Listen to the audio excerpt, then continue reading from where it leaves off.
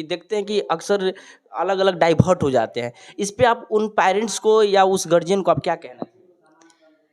नहीं, पेरेंट्स का अपने बच्चों के प्रति जो एक मतलब एक जो चिंता है, वो हमेशा बनी ही रहती है और ये जायज़ भी है। तो मैं एसएससी एग्ज़ाम पेरेंट्स करते हैं तो वो एनसीईआरटी पे फॉलो नहीं करके अदर अदर बुक्स फॉलो करते हैं। तो ज़्यादातर एनसीईआरटी ही फॉलो करना अच्छा रहेगा या अदर बुक्स फॉलो करना अच्छा कि रहेगा? एनसीईआरटी तो बेसिक बुक है, वो मुझे लगता है ये पढ़ना ही चाहिए। तो जो मैंने फ़ॉलो किया, तो इस एग्ज़ाम को समझना सबसे सर्वप्रथम यही प्रयास रहा कि 2020 में मैंने शुरुआत की थी इसका तैयारी का। तो ये 3 स्टेज में होता है जैसे प्रिलिमिनरी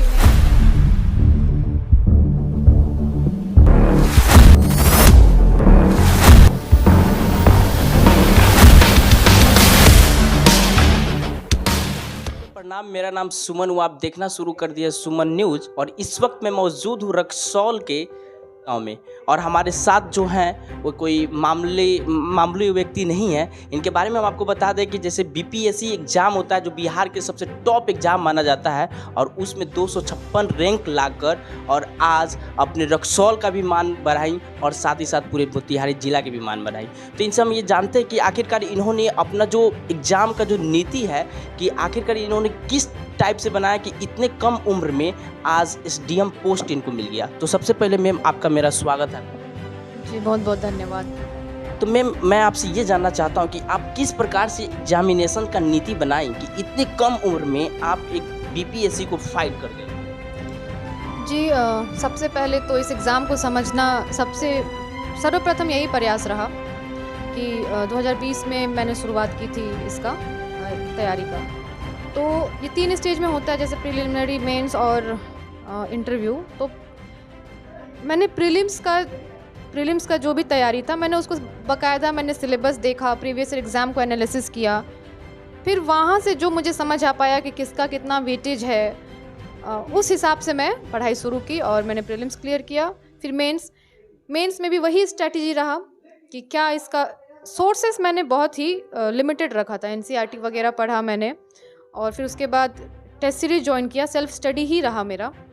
और फिर बस एनालिसिस करना बहुत ज़रूरी होता है। ये प्रॉपर स्ट्रैटेजी के साथ जब आप पढ़ाई करेंगे तो बस वही आप सही दिशा में जाएंगे और सक्सेस मिलेगा।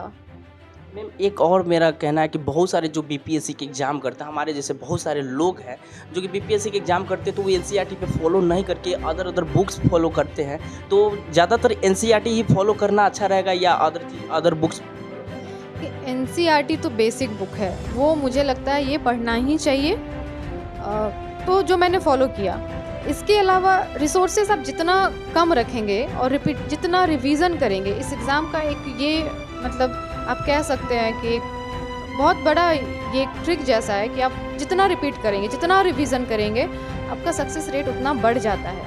और रिसोर्स को लिमिटेड रखिए, प्रीवियस ईयर क्वेश्चन को एनालाइज करिए और बस उसी बेसिस पे तैयारी करते चला जाना है। सीरीज दीजिए ताकि आप अपने आप अपना प्रोग्रेस को निरंतर रूप से आप चेक कर रहे हो। आपको खुद पता चल जाएगा कि आप कहाँ हैं, आप कहाँ खड़े हैं। मैम एक और सवाल रहा कि बहुत सारे जो लड़के होते हैं चाहे लड़कियां होते हैं वो सोचते हैं कि बीपीएससी का जो एग्ज़ाम है वो बाहर ही जाकर फाइट करना पॉसिबल है। तो आप कहाँ से यहीं से रहकर पढ़ाई किया या बाहर से?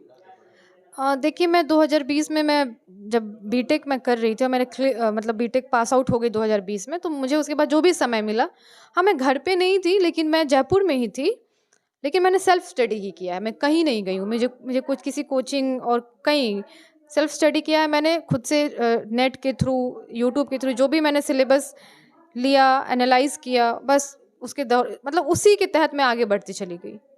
अच्छा, मैम एक और जैसे कि आप लड़की हैं, क्योंकि हमारे बिहार में अक्सर आप देखते हैं कि लड़की होने की वजह से बहुत सारे जो गार्जियन होते हैं वो बाहर नहीं भेज पाते हैं क्योंकि देखते हैं कि अक्सर अलग अलग डाइवर्ट हो जाते हैं। इस पे आप उन पेरेंट्स को या उस गार्जियन को आप क्या कहना चाहिए? नहीं, पेरेंट्स का अपने बच्चों के प्रति जो एक मतलब एक जो चिंता है, वो हमेशा बनी ही रहती है और ये जायज़ भी है। तो मैं पेरेंट्स को बस यही बोलूँगी कि बच्चे हैं तो भरोसा तो जताना पड़ेगा। आप किसी भी चीज़ को पहले से ही आप इस चीज़ को अज्यूम करके कि मेरा बच्चा आगे जाके करेगा नहीं करेगा, गलत रास्ते पे चला जाएगा, ये सही नहीं है। आप अपने बच्चे को प्रॉपर मेंटरशिप दीजिए, एक फ्रेंड की तरह रहिए, जो भी परिस्थितियाँ उसको समझिए, क्योंकि पेरेंट्स से ज़्यादा अच्छा और कोई नहीं समझ सकता। क्योंकि मेरे पेरेंट्स ने मुझे बहुत सपोर्ट किया, जहाँ भी समझाया, हर चीज़ किया। तो अगर ये चीज़ रहा, अगर पेरेंट्स और स्टूडेंट के बीच में एक जो गैप है जिसको कम्युनिकेशन गैप बोलते हैं, अगर ये ब्रिज बिल्ड हो गया तो फिर दिक्कत नहीं है। बच्चों को अपने माँ बाप पे भरोसा और मम्मी पापा को अपने बच्चों पे भरोसा दिखाने की ज़रूरत है। और बच्चों को भी ये समझना है कि अगर अपने मम्मी पापा अगर भरोसा दिखा रहे हैं, किस स्थिति में उनको यहाँ तक लेके आ रहे हैं, तो उनको भी इनका मान सम्मान रखना चाहिए। मैम एक और रहा जो अभी जो बीपीएससी का बहुत सारे बच्चे तैयारी कर रहे हैं, उनको आप क्या मैसेज देना चाहिए? मैं यही बोलूँगी, ईमानदारी पूर्वक प्रयास करते रहिए, सक्सेस ज़रूर मिलेगा। और ज़रूरी नहीं है कि पहला ही प्रयास में मिल जाए। बस ईमानदारी पूर्वक और एक अच्छे स्ट्रैटेजी के साथ आप लोग पढ़ाई कंटिन्यू करते रहिए, सक्सेस मिलेगा। आपका कितना अटेम्प्ट रहा मैम? ये मेरा दूसरा अटेम्प्ट था। पहले अटेम्प्ट में मैं इंटरव्यू तक मैं गई थी, प्रीलिम्स मेंस तीनों स्टेज मैंने क्लियर कर लिया था। लेकिन क्योंकि मेरा ग्रेजुएशन उस टाइम नोटिफिकेशन डेट से पहले का कंप्लीट नहीं हुआ था, तो मेरा कैंडिडेचर कैंसिल हो गया था। तो ये दूसरा अटेम्प्ट और एसडीएम पद पे चयनित हो गई मैं। देख सकते हैं कि मैम तमाम बात बताई, तो इनके बहुत बहुत धन्यवाद और हमारे चैनल की तरफ से इनको बहुत बहुत बधाई कि इन्होंने एसडीएम पोस्ट को आज लिए।